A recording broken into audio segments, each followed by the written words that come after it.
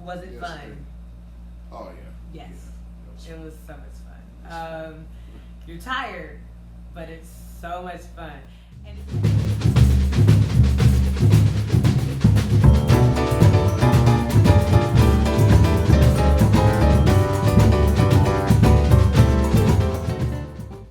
was it Yes, fun? Oh yeah. Yes. Yeah. It was so much fun. You're tired, but it's so much fun. And it doesn't become fun until you cross the start line. Because like I said, the lineup is crazy, it's long, it's tedious. Everything in the months leading up to that is also stressful. So yeah, it's fun once you cross the start line. How much did you have to practice in order to get prepared for this? I've been dancing samba for about a decade now. So all of that. So it's just kind of like an opportunity that just kind of. This was an opportunity, yeah, like you said, for me to showcase how much dancing I've been doing over the years. I haven't been performing for a decade, but samba's been part of my life and something that I've loved for about that long. And I started performing in 2012, and it's 2019. So yeah, it's been a while of me training, traveling across the U.S. to go take classes with different people. This was an opportunity for me to showcase that. So really, how long did I have to practice? All of that. However, the workout stuff started about 6 months before, and I still didn't reach my goal. I didn't really get close to my goal until I got here and started working out with a bodybuilder. Which was like a Totally different type of workout experience. Where I walk to the gym, I walk up a hill to the gym, no less, after a 40-minute walk across town. It's not comfy. It's kind of grossy, actually. It's kind of grossy. Like you touch something on the ground and you got soot and grit. It's gross. Then intervals on the treadmill, followed by heavy weightlifting. It's a totally different type of workout. That's when I started to get closer to the goal that I set for myself, and I think she's taught me a lot, and next year it won't be quite as much of a shock when I start trying to get myself ready for Carnaval. How did you guys get this much time off to go down there? I mean, Ryan Kowalski. Well, I understand that that's kind of being away for a month as an American with a typical job. That's getting 2 weeks off is kind of unheard of. Like we don't really take our vacation time like that. Well, for me personally, like so basically I've been I made a career change. I mean, that's a long story, but I knew about the trip a year out in advance, so I negotiated a month off when I got hired, and my job was like, oh well, that's a year away, so you're fine, don't worry about it. Same with me. So I got lucky, I guess. For me, it was when they asked me, before they offered me the job, is there anything that we need to know about you before, we move forward? And I told them yes every year, and I put this in my interview. I didn't even go into the fact that I was going down for Samba or Carnaval. I told them every year I leave the country for a month. And the shock.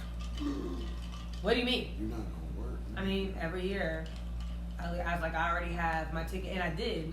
When I got this job, I already had the tickets, not for this trip, but for the trip last year. So I was like, I already have tickets for this trip that I'm going on, and this is something I intend to do. The offer came, and it was less than we discussed. So I got what I wanted in the sense of the flexibility to travel, but my salary was lessened because of it. And well, it's a sacrifice. I mean, if you really think about it, how the average person in our country works, how many hours they work. If you think about how much you work in the course of a year, like let's just say two weeks is nothing. When you add up like all the hours you work, yeah, like 2 weeks away is like that's like the least you should get. Yeah. To go and do something, to go and live and do something that you want to do. You know? But unfortunately, I think our culture is just such where, you know, you ask for a week off, people are like, oh man. Like one of the questions I got was like, oh my God, what are you gonna do for a month? You know, in another country. Like, dude, oh, what are you I'm talking gonna about? live, you know, but it's such a foreign concept Yeah. to be away. Rachel's like, yo, every year I leave the country for a month, and she put the hands up like, I mean, that's Dude, kind of if you haven't done it, like try it. Like, it's, yeah. When you're interviewing, just put it out there, because if you want that time to go do what you got to do, to explore, to live, to experience things, you gotta make the space for it. You have to make the and space. if you don't make the space for that in your life, you're not gonna have it. So, I don't have any other questions, you guys. Nobody else has asked me anything on Facebook. Where we at on time? Yeah. Is it safe? That's always the first thing. No. But I would say not unreasonably Right. unsafe to where you just feel like you can't do anything. Right. I said, like common sense takes you a long way here. Would you say? Yeah, definitely. Like the week you were here by yourself, like what was that like? I was here alone for a week. I was not terrified. I took Uber everywhere, or the metro everywhere, and I made sure to let people know what I was doing.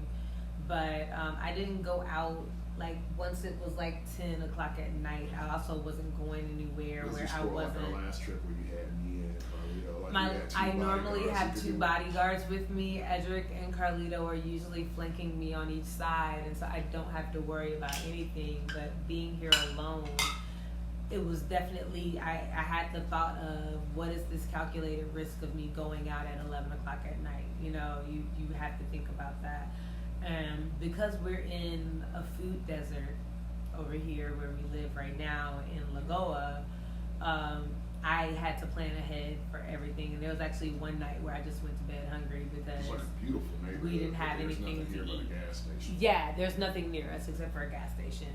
So we, there was one night I just went to bed hungry before he got here because it was like, it's too late for me to be going And out you know this Uber Eats late. works. Uber Eats works in Rio, you They guys. bring the food on like a bicycle. Yeah, it's or kind of a cool. motorcycle. Yeah, they bring it on a you don't have- motorcycle.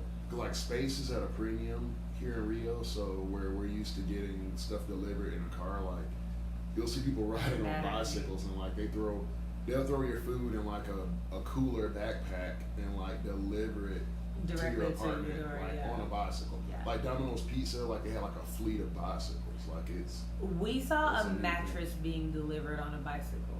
yeah. We've seen it multiple times. Hey, Denise.